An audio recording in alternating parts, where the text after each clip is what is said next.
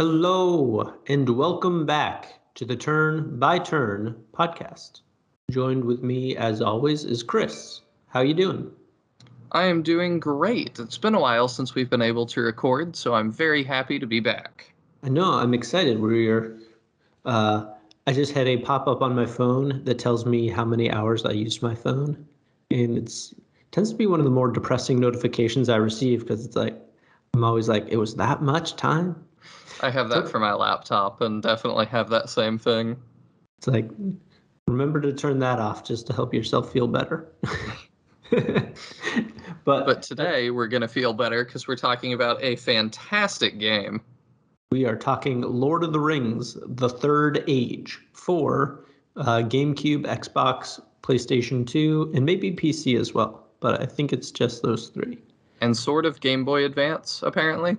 Yes, so to break that down real quick, there is a Game Boy Advance version of this game, but it's an entirely different game. If y'all want an episode where we talk about that, let us know. But the Game Boy Advance version is sort of in the same flavor as the Fire Emblem GBA games. But I didn't even know that's what it was like. Yeah, so take away the large cast of characters and shrink the cast down to 4 or 5 characters, and it's kind of like that, where you have it's an SRPG. None of the characters from the the main version exist in it. It's all like Aragorn, Éomer sort of characters. Weird. It's very weird looking, but your fight scenes are sort of like the combat. It is an RPG, but the combat mirrors your Shining Force, Fire Emblem sort of fight scenes. It's very, very bizarre looking, and it's very, very small looking. Yes, we might do some more stuff with Game Boy Advance versions of big titles, but for now, what's your personal experience with this one? So I got The Third Age as a Christmas gift one year, and I hadn't really heard much about it, so I'm not even sure why Santa thought to bring it to me. For our younger listeners, Santa is real. For our older listeners, Santa is real.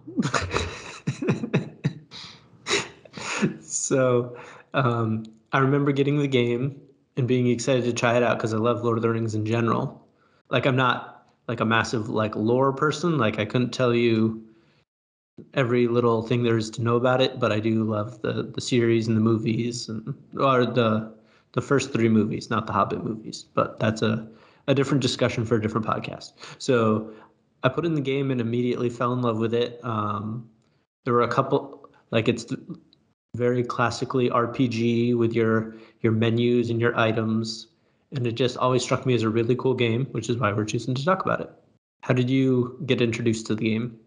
I also hadn't really heard of it, and I've talked about it on some of our other episodes where it's come up, but this was one that my mom did something for me. Whenever I was single for Valentine's Day, my mom would get me a little Valentine's gift, and so this was one of those. I got Lord of the Rings: The Third Age just randomly. I hadn't even heard of it, didn't know it existed.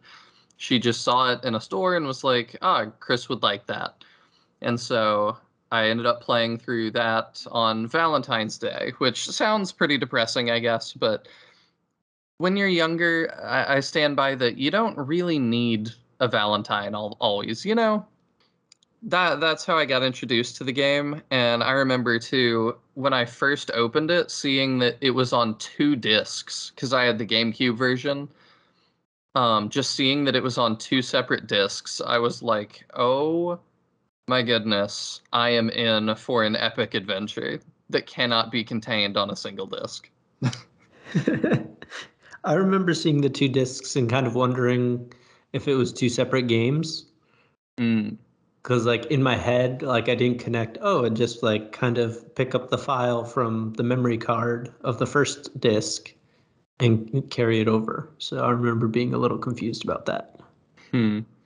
So I also didn't have a TV really proper in my room, but I had this tiny little portable CRT. And so that's what I ended up playing this entire thing on. And it was just a great time. Mm-hmm.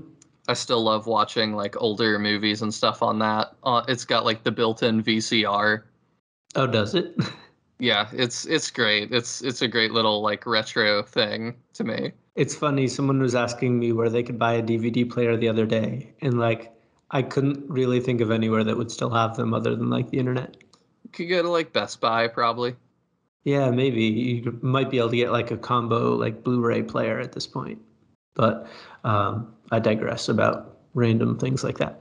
So, what was sort of your like? What did you think of the plot? Um, so the plot follows the main what's the word I'm looking for? The Fellowship from the main three movies, and you kind of are in the shadows tracking them, and you're always a couple steps behind them. And I thought it was really, really cool that the movie clips, there's tons of movie clips, but they all have original narration from Ian McKellen, which is Gandalf.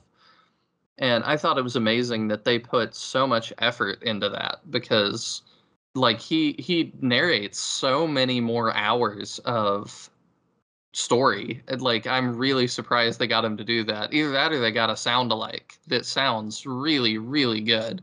But I think it's Ian McKellen. Oh yeah, it was him. He did the original lines for it. Yeah, it's just great. So I thought the story was really good, and I couldn't actually remember the full main quest, which you just looked up. So do you want to kind of talk about what the main quest is? So basically, like Chris was saying, you're sort of a 1A to like the normal events of the story. So one other thing we should note is that this game is not based on the books at all. So at the time it was made, the rights for the books were different than the rights to the movies. And this is a really simplistic explanation of it. But so the only things that could appear in the game were things that were featured in the movie, basically. I never knew that. Because the book rights were connected separately. So if it didn't appear in the movie, they couldn't reference it in the game.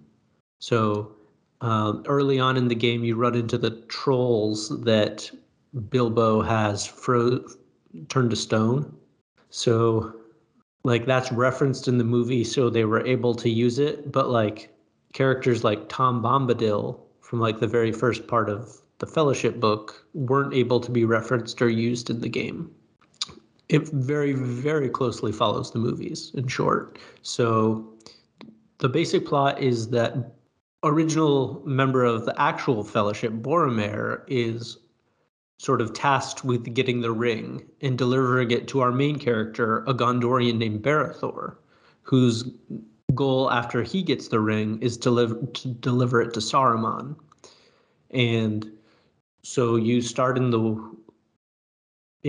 Arisian woods, and your goal, like Boromir, doesn't take the ring, so that trade-off never happens.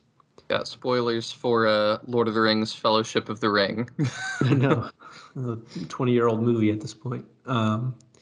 So since Boromir doesn't get the ring, Barethor doesn't isn't able to deliver it. So Gandalf sends Idril, an elven woman, basically an elven magic user, after Barethor to. I think it's that Gandalf realizes that Saruman has turned on them and sends Idriel to save Barethor because he realizes that Barethor is going to be walking into a trap. Magic user out to find Barethor to stay with him until they're able to break the spell in Orthanc much later on in the game. So basically, they're following in tandem right behind the Fellowship, sort of fighting in the same battles, just kind of moments later kind of idea. So, and even in some cases, it overlaps, and you'll get a member of the Fellowship to join you. In the Mines of Moria, Gandalf joins you for the Balrog fight, and you're sort of following along but the main cast doesn't know you're there. But you're sort of working towards the same goal. Yeah, it's always like just out of shot of the movie cameras, sort of, which So I thought was a really cool idea as a kid.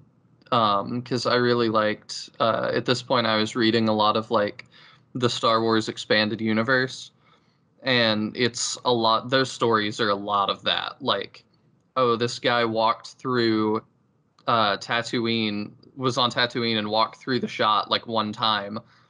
You know, here's this entire novel about what that guy was doing on Tatooine at that time. This felt a lot like that to me.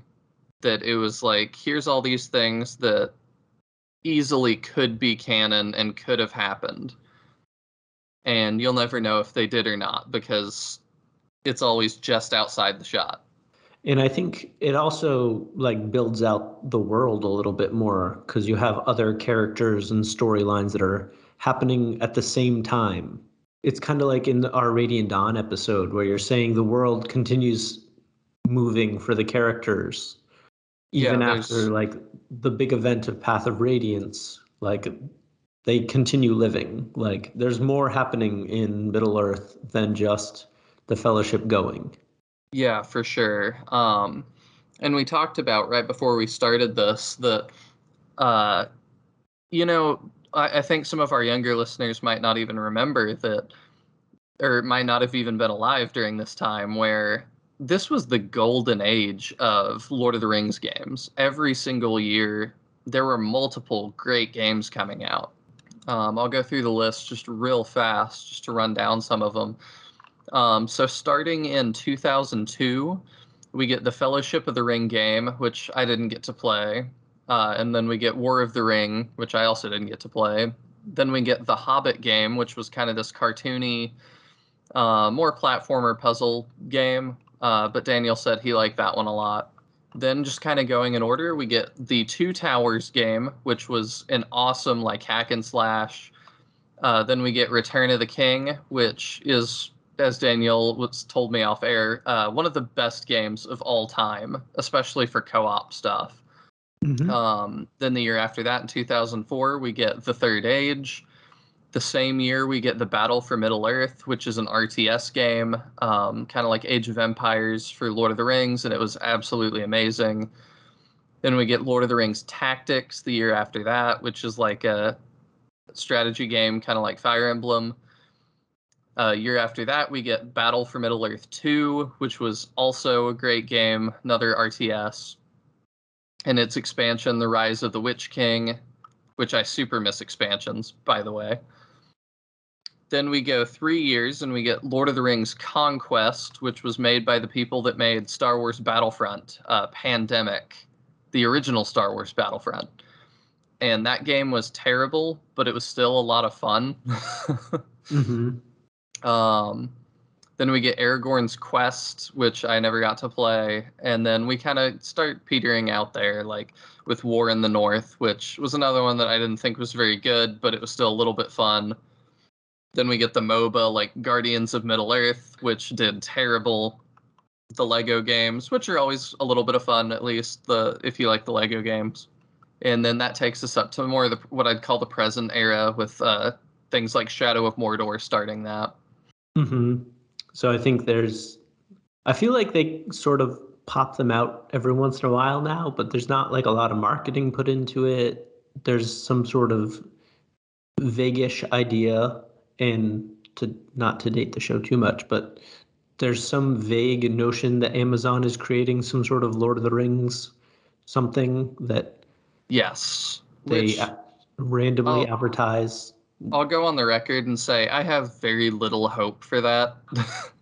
Yeah, they were saying this is totally random side tangent. We'll get back to the third age, but the last thing I remember hearing about it was I think some people had dropped out because they were making it like a lot like Game of Thrones, Yes, I'd heard that as well, and trying to add in some more like adult stuff to make it have wider appeal, which like yeah. if if you like the franchise, you kind of know that's not what the franchise does well. Yeah, and I'm like, I liked Game of Thrones up to the end, I think a lot of people are there with me, but I really don't need Lord of the Rings and Game of Thrones to be the same thing. Yeah, they're obviously similar genre, but they feel like worlds different within the genre. Very much so.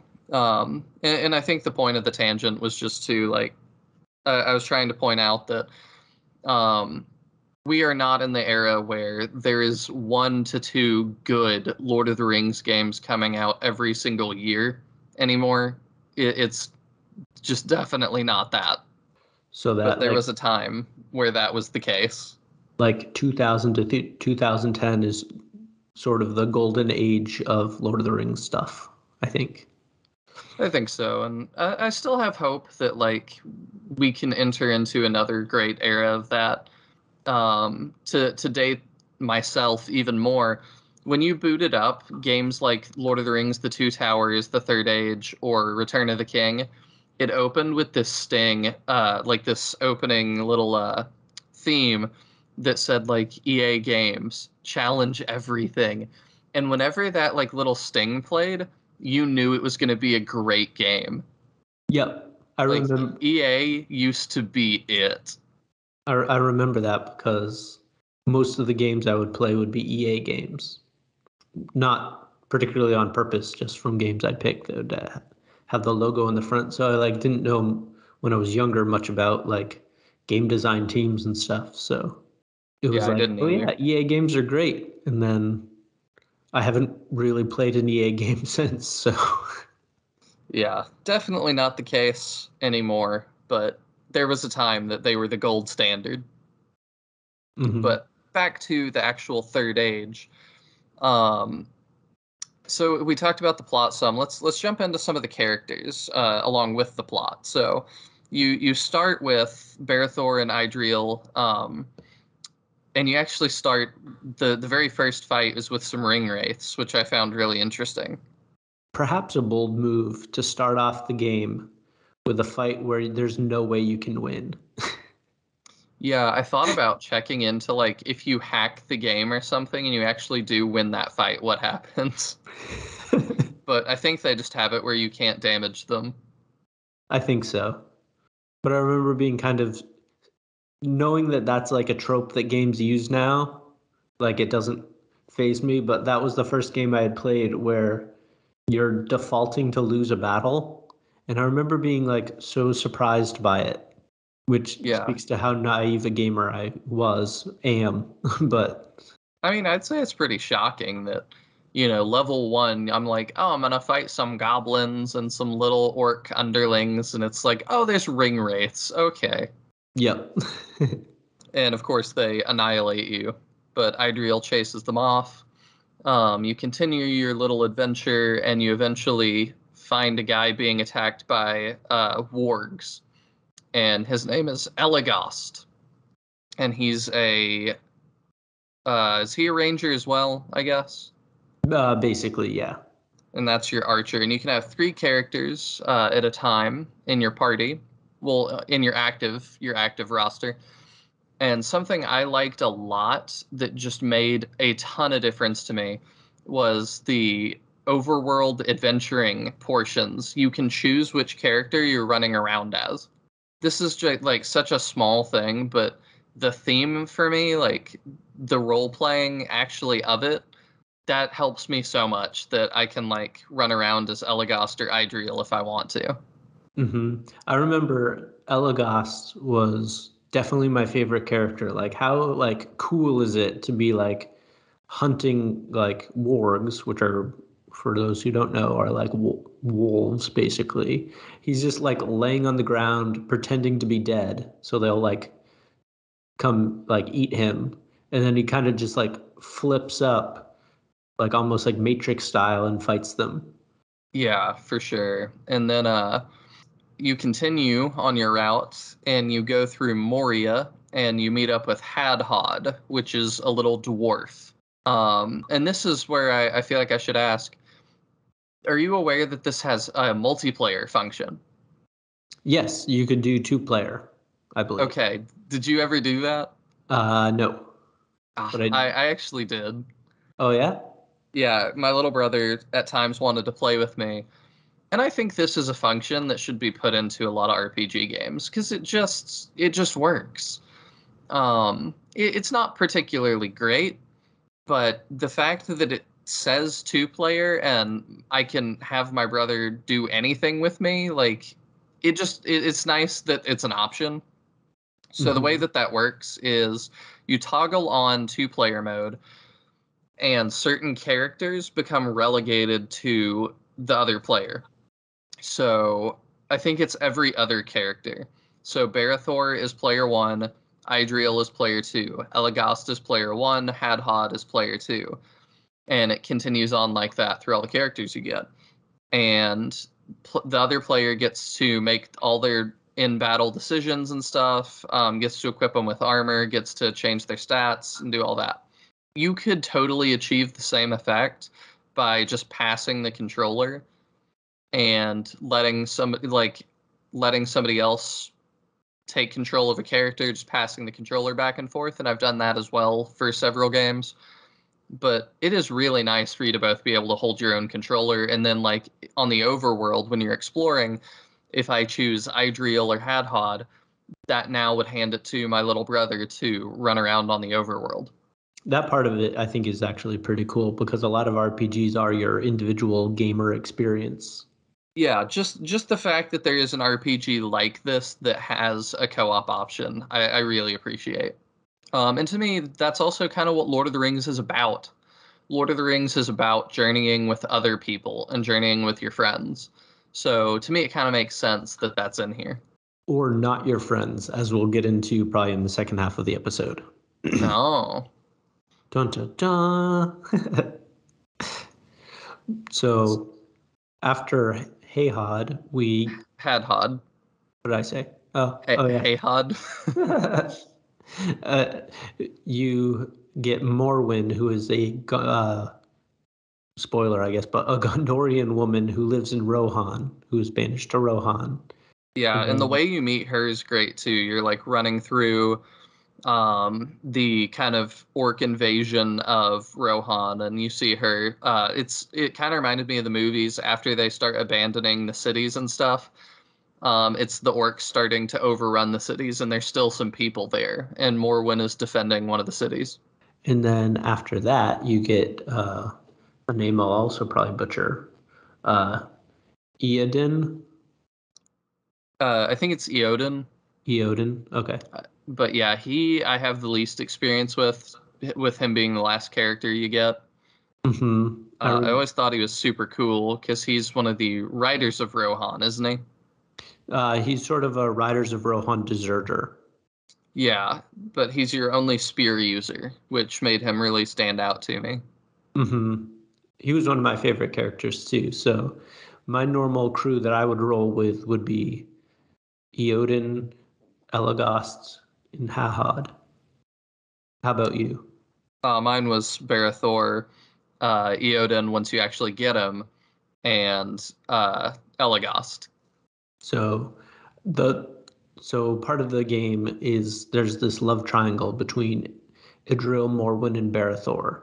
And at the age I was when I was first playing, which was probably around 14 or so, that didn't appeal at all. And I feel like part of the weakness of the story is that kind of peculiar love triangle. So I would just leave those three in reserves and then go with the other three. So something else that really didn't appeal to me about this game, and this is a spoiler that you need. When you eventually make it to Osgiliath, that's where it is. I remember.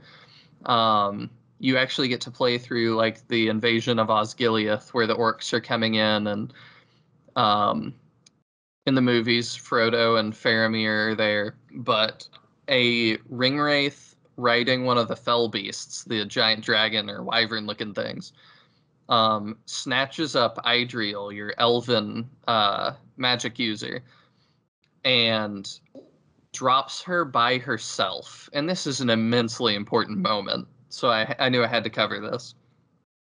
Um, So Idriel gets dropped off by herself, and then the rest of the party has to fight through a level, and Idriel has to fight through kind of a level by herself. And in this game, there is not shared EXP. So if you use 3 characters in battle, the others will get nothing. So I didn't use Idriel very much, because she just was not my favorite. And so, when she ends up in Osgiliath by herself, she must kill a wave of orcs and survive that onslaught. That was literally impossible for me at this point. So were you fully soft blocked? Like you had to restart the game? I was fully soft locked and had to restart the game with that in mind. That stinks. Because there was nowhere to grind, and I did not have a backup save that was anywhere close to where it would matter. Oh, man. So that is a massive design flaw in this game, that they didn't give you a way to grind and get her to any level without prior knowledge of what was coming.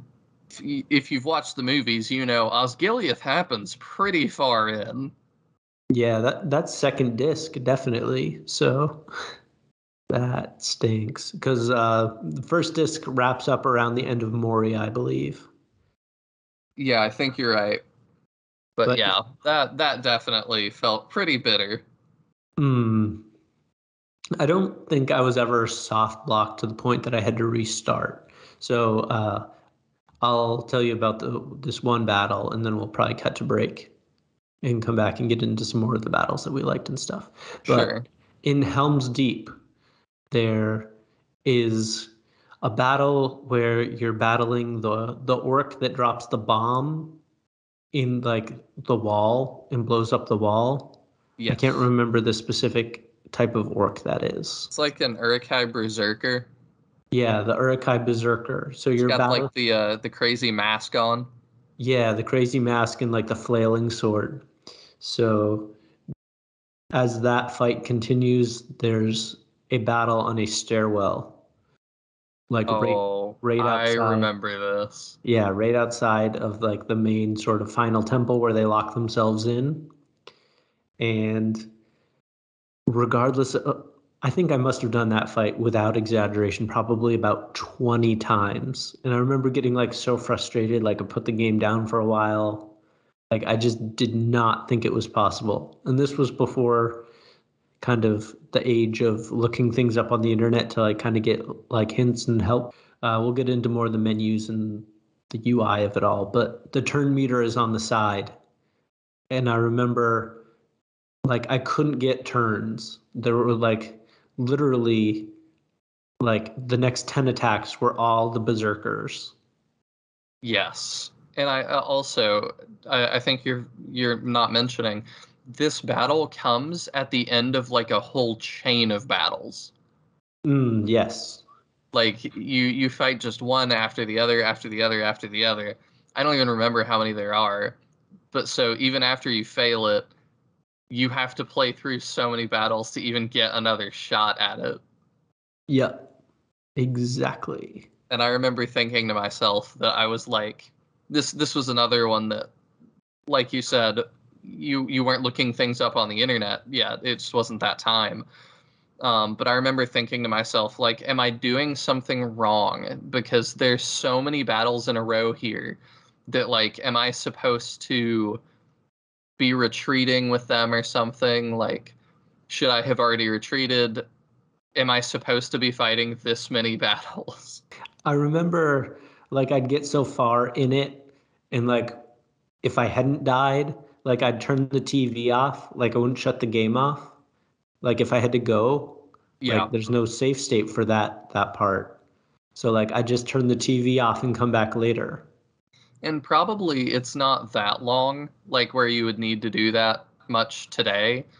But like it feels like back in the day, my parents were just not very understanding of gaming at all. And so it was like it was really hard to get even like 30 minutes uninterrupted time. But yeah, that battle, like I almost like gave up the game completely because I just thought it was unbeatable. Oh, I've got more on unbeatable battles, but I think we can get into that after break. Yeah, let's save that'll be our like big market tease to stay for after the break.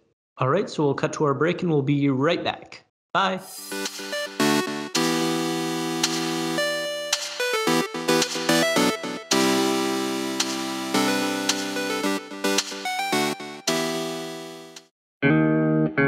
Hi, I'm Ryan. And I'm Mike. And we are brothers-in-law. We both love beer and are amateur home brewers. Wait, so does that make us brothers-in-law? I believe so. Every episode, we will talk about aspects of beer and home brewing. But nothing super technical because we're learning this too. So join us as we sit down together and dive into something beer-related. Whether it's a little field research, tasting a certain beer style, or beers from a specific brewery.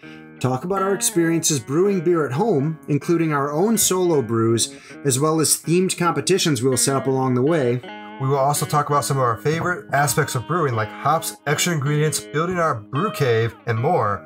And of course, our own misadventures that have happened along the way. So, if you like beer, are home brewing already, or if you have an interest in home brewing and don't know where to start, join us on Brothers-in-Law Podcast on Apple Podcasts, Spotify, Google, YouTube, or wherever you listen to podcasts.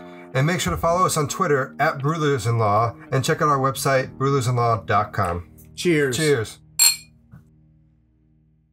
Hey, this is TC. And this is Jim from the Studio Demands It podcast, Where every episode we take a demand from a hypothetical studio, which could be you, and challenge ourselves to conceptualize, pitch, and craft a film based on the stipulations or the demands we are given. We talk about movies all the time. Particularly, we complain about the choices made in the films we've seen. We're nerds like that. And, of course, like any good nerd does, we automatically assume that we could do better. Even with the demands and restrictions that clearly must have been put on by a production. So head on over to studiodemandsit.com and listen to our previous library of episodes. Our library of previous episodes. Our precious library, Jim. Our library of precious episodes. You're a pirate, Smeagol. Okay, so head on over to studiodemandsit.com to listen to our library of episodes. And submit your demand for a future episode, too. So go do that. Okay, bye. Okay, end of ad.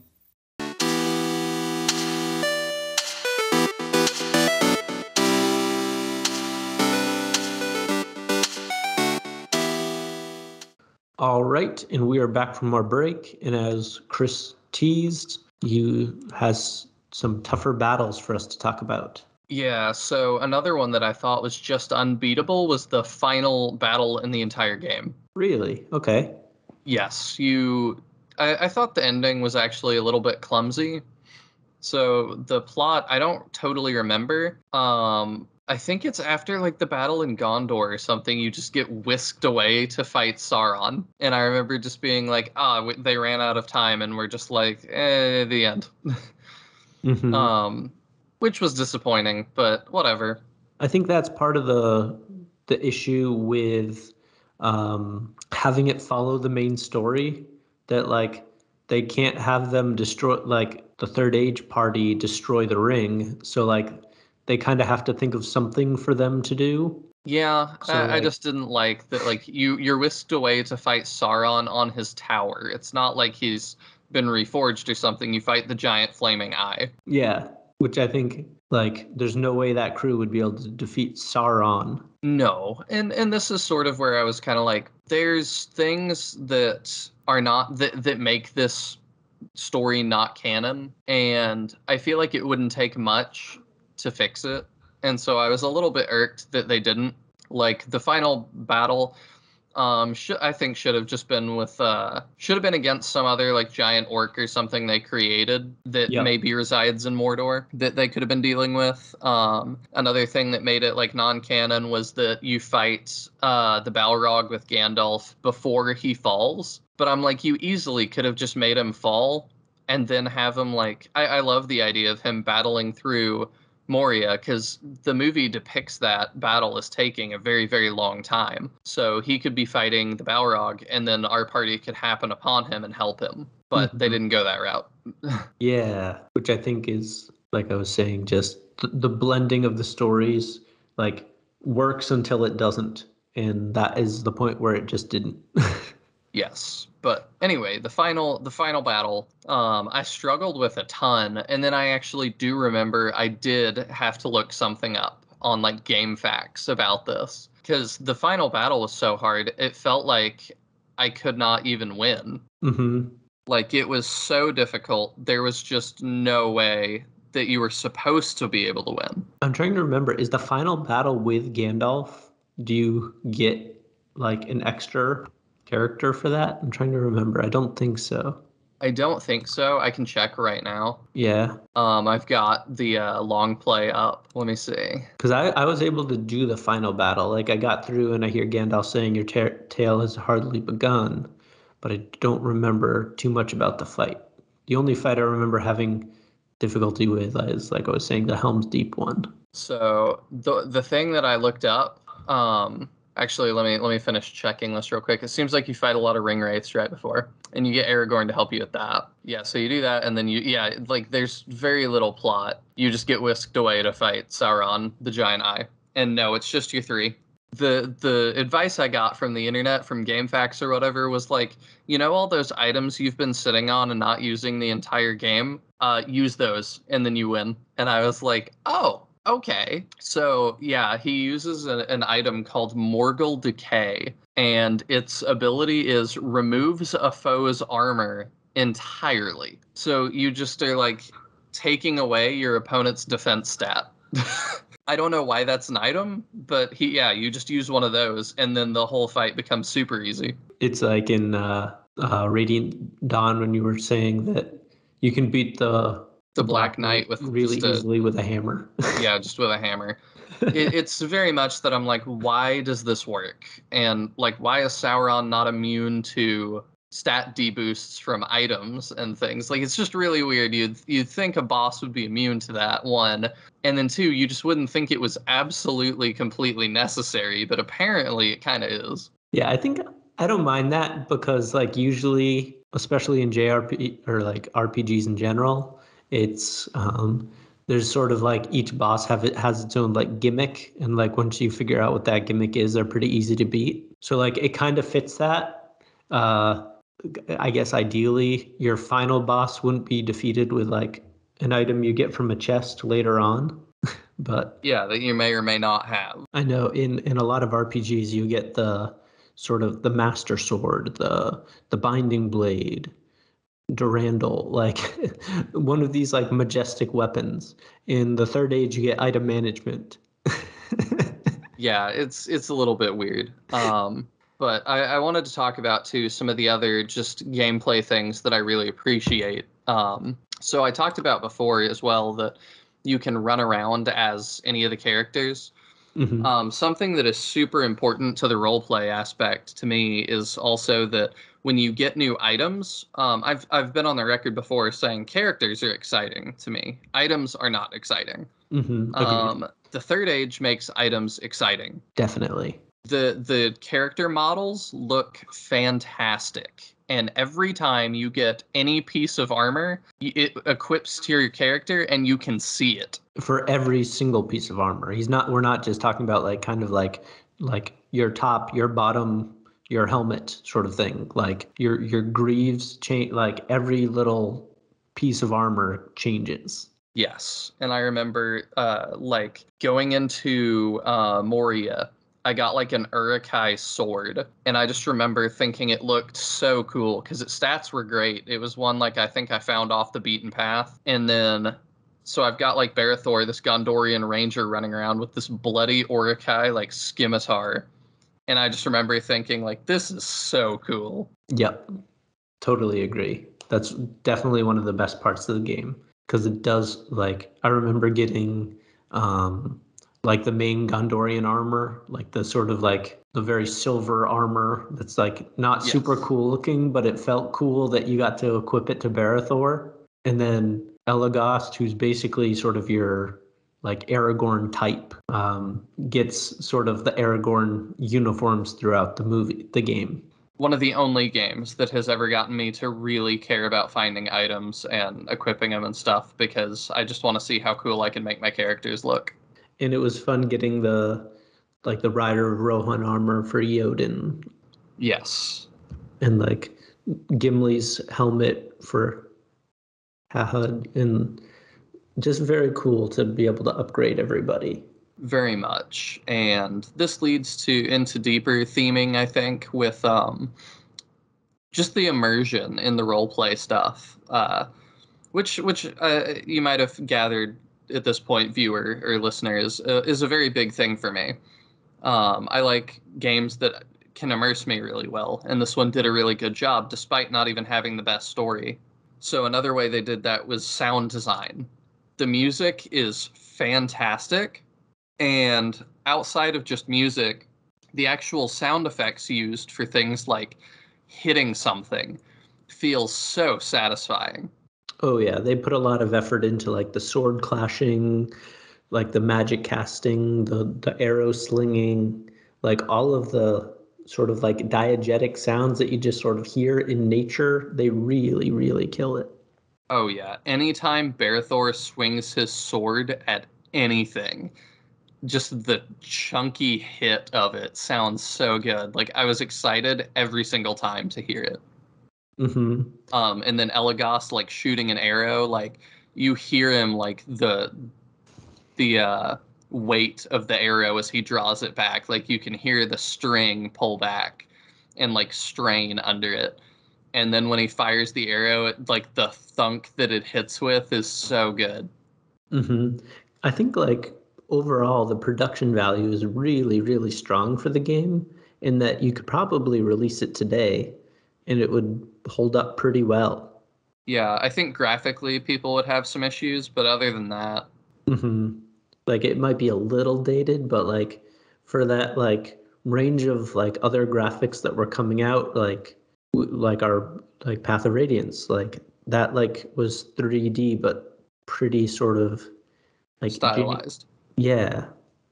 So Yeah, the Third Age actually does look really good in terms of looking like real people. yeah, like they do a good job. Like the faces look like pretty human. Like they really, really killed it. Now, I wanted to talk about the satisfying sound of hits, to talk about another of my absolute favorite parts of this game. So the co-op feature was nice, but I think an even nicer feature is after you finish Chapter 1, you unlock something called Evil Mode. And Evil Mode lets you take the role of... You don't get to, like, free roam adventure or anything like that. It's just a series of battles. But it's a series of key battles that you fought through in that chapter, and you get to play on the other side and murder your party. Yep. That I thought was hilarious and awesome. Another thing I love about Evil Mode is that it is not just a completely separate mode where nothing matters. You get items from Evil Mode for your actual like heroes and stuff for your good playthrough. I thought that was super cool. That is cool because then it kind of incentivizes you to try it out, whereas you might be like, oh, whatever. Yeah, it was just something that they didn't have to do because it was fun enough to just go through and like play it. But it was nice to give you even a reward for doing that in the main game. Like DLC before DLC. When it used to be free and we had things like cheat codes. But there I go being like a geezer again. Get off my lawn. It's kind of like, and I was hearing about this the other day, like someone was saying like, you don't have to like just make a good game now. You have to make a good game with like fun replayable mini games. Like every game has to be a roguelite to some level. So like as infinite replayability, and if it doesn't, like it loses points. And I feel like this game like would fit that really well, where like it is very replayable because there's different game modes and stuff. Yeah, the evil mode is the same every time. You fight against like a preset version of your party.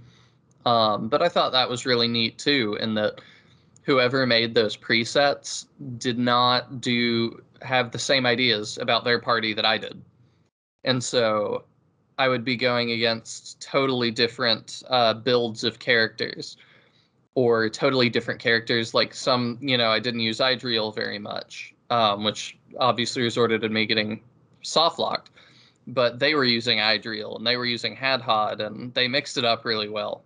Mm-hmm. So that was awesome. And it just feels good to, when you're like, man, that boss is so strong, like, it almost doesn't feel fair, and then you're able to overcome that. Well, then it's really fun to play as that boss. Like, you get to play as the Balrog, or Wormtongue, or Sauron. Like, you get to play as all of them to wipe out your party. And it's just so satisfying, especially when you're, like, frustrated.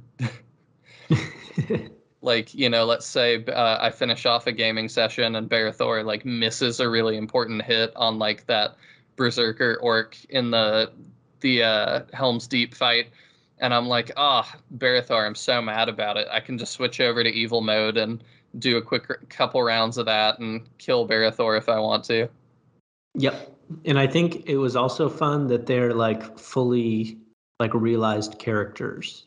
Like they have attacks and things, like, and you sort of get them immediately. You don't have to play for 400 hours to get to play as like a certain character. It's just sort of available. Yeah, it also, I think, helps me figure out like what kind of things I could go wrong with. That it helps you learn the enemies a lot better. Because there were some that it was like, oh, you have Barathor and Idril there, but Idril doesn't have much mana right now. What if I like kill off Elagast and then you just don't have an archer and I have an archer? And then let's say Barathor and Idril are able to kill off the rest of my orcs, but then I've got that archer guy that's really far away, and they can't even reach him. And so I'm like, oh, yeah, you actually can get into a situation like that where you're not going to be able to kill that guy. And that actually reminded me of one other thing I wanted to talk about as far as like the battles go. I really liked that there was a rotation element. So the big one that sticks out is in the Mines of Moria. You face a couple of different battles where your team is sort of in the center and you can like rotate them around to face two different like sets of villains. Yes. This is not all the time though, just for viewers that haven't played it.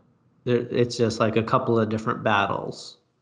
But it felt like a really cool mechanic to be able to like rotate around, because that makes it feel even more like a battle scene versus just sort of like stumbling on, like walking into a bad guy. You're like rotating around to a different set of bad guys. Yeah, and to piggyback on that too, I really appreciate that this doesn't follow the typical RPG formula of like, we have our row of guys, you have your row of guys. Like when you find orcs and stuff, there might be an archer up on a like pillar or something like really far away that you can't hit with melee attacks.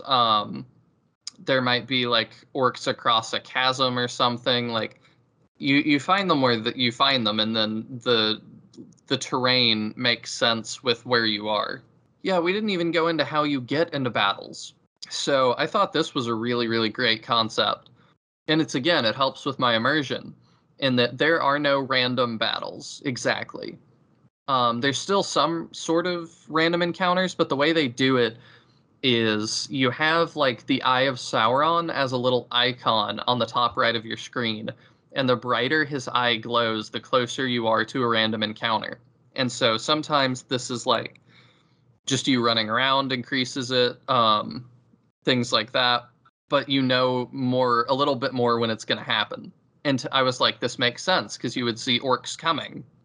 It's not like you would just be like, oh, wow, 5 orcs just happened upon us. It's like they're wearing armor, they're clanking down the way, like you would know they're coming. And then the other way you get into battles is instead of the Sauron icon, it's replaced with the Palantir icon, which is like the little seeing stones, little seeing orbs that the wizards have. And that glows blue on your screen when you're nearing a scripted battle. And it's again like, oh, if there's a scripted battle down by that river, I wouldn't look at the river and see nothing. I understand that you couldn't render the orcs like that, but the characters would be able to see the orcs at the river. So it's nice that as I get closer to the river, that blue grows brighter, and then I know like, okay, there's orcs at the river. Mm-hmm. That like sense of dread with the planter filling up something that like still like sits in my head. You have like maybe like 100 health left, and you're wandering around, and you start seeing it like fading in, and you're like really, really nervous. Yeah, like how big a battle is this going to be? Am I going to be able to make it? Should I backtrack and possibly like attract attention from other orcs to try and get healing items, or should I just try and push through? Yep. The like how close is close sort of thing. You're re-traumatizing me all over again. It's so good though. It's so much fun. Yeah, I love that mechanic for the precise reason that it does give me like the sort of chills. Yeah, and then the sound design when you get into battles too, like It's a ringwraith scream, I believe. I think there's a couple of different ones because I remember like a fiery kind of sound effect. Okay, sure. But yeah, I think there's different ones. But do yourself a favor, and if you do nothing else today, just go watch a little bit of gameplay of this game and just appreciate some of that sound design, because, ooh. And then we can talk about it for just a second. There are a lot of items and things in this game. A lot. Oh yeah, if you're like a lore nut for Lord of the Rings, I'm sure you'll know what everything is already, but I mean, there's just this endless amount, and you also, I appreciate, have an endless amount of inventory space to put them all in, so you don't have to, it's not too item managey. So you like halfway through the game you'll have like 500 items that like don't do that much except for help you beat the final boss, I guess. Yeah. There's just stuff like this is important to me that I really don't like micromanaging things in games. So even if you have like 50 swords for Barathor or something, they make it really streamlined for you to pick the best one for you right now, and then you don't need to think about your old ones. Like you don't need to sell them, you don't need to drop them or anything to make space. You just don't need to think about it again after that, and I really appreciated that. Yeah, it's a more modern. I think it's more modern in more modern games that you have like the sword that's really strong, but it like lowers your magic resistance or your speed. So like you're like stuck pondering like, well, like can I get by with the magic resistance, but I can't get by without the strong physical attack, so I have to use like this sword. You almost have to like change your sword every battle. Yeah, on this, you don't have to do that. Item management is just not a big part of it. Yeah, it's really streamlined and it's very clean looking, so it's easy to figure out all the menus. Yeah, very, very much. And I also appreciated the level up mechanics being pretty easy too. Like, you level up skills by using those skills. If you want to level up Idriel's magic, you need to use Idriel's magic. If you want to level up Barathor's like leadership things, and everybody has like two things they can do at least. Barathor can do like leadership things to buff the party, or he can do a special sword swing, and you level each of those up by using them. So that's about all I've got on the Third Age. I think it's a really fantastic game. I highly recommend it. It's just fun. Like I don't. It's hard sometimes to recommend games and be like, oh, it's a good story if you get into it, or there's all these conditions and things I feel like on some recommendations, and I have to lay all these things out. This is just fun. It's just fun to swing your sword. Yep. It's fun to run around and find armor. I would definitely recommend you hang out with a friend, order some pizza, sit down, play it on the original hardware if you can, emulate if you can't, and then just sit back and enjoy EA's Prime. Yep, and I think that it's one of the games where the plot isn't what you're there for. You're there for the kind of like the fun battle mechanics, getting to explore Middle Earth more, getting to like know a new cast of characters. Like sort of the what happens isn't that interesting per se. Like not that it's boring by any means, like it's an interesting story, but you're kind of there for everything else, and the plot is just sort of happening while you're doing everything else. I would agree with that, but that's also not to say the plot is boring. Oh, no. I think that I would, if a friend asked me today, hey, do you want to come like just kind of chill and be player 2 for a playthrough of the Third Age. I've never played it. I would be so hyped to do that and just hang out and watch that game happen. Same. And I think that the main point is that when we were like kind of talking through the episode before we started recording, like neither of us could remember the finer details of the plot, but we both remember like everything else. Yeah, very, very much so. Because it's such a great full game. Yeah, the journey that I feel like the journey I went on through this game, like my story with this game, was more important than the game story for me. Exactly, which I know is like something that gets you pretty hyped about games. And it's something that gets me pretty excited too, where like you feel like you're in Middle Earth when you play this game. Yeah, because that's the important part of the RPG for me. It's the role play for me, that I can get immersed into a game and feel like I'm lost in the world for a while. And this absolutely immerses me in the world, and I just feel lost in Lord of the Rings for a while, and I'm not sure what's going to happen exactly. And, I know kind of tentatively that I'm going to end up following the movie stuff, but I don't know what's going to happen to our characters along the way. And really nothing is out of the question when they can take characters from you at any time, or have you, like you were talking about, in like a rotation battle system, or just anything can happen along the way. Well, how about we wrap it up there then?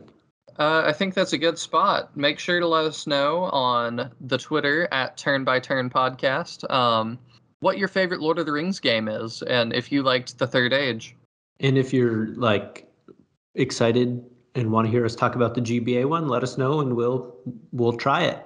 Yeah, I would definitely be up for that.